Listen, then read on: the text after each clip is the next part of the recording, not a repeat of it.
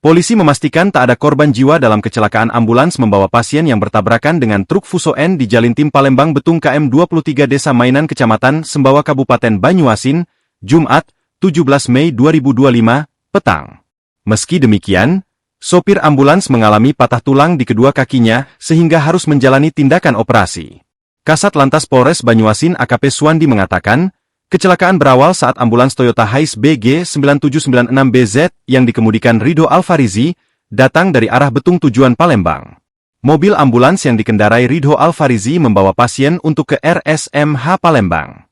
Namun, saat di lokasi kejadian, sopir ambulans mengambil lajur sebelah kanan, kata Suwandi, Sabtu, 17 Mei 2025. Lanjut Suwandi, ambulans melaju mengambil arah berlawanan menuju Palembang karena harus cepat mengantarkan pasien ke RSMH Palembang.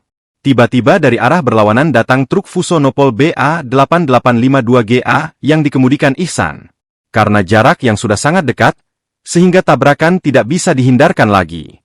Akibatnya, tabrakan yang terjadi mobil ambulans milik RSUD Bayung Lencir Muba mengalami kerusakan parah di bagian depan.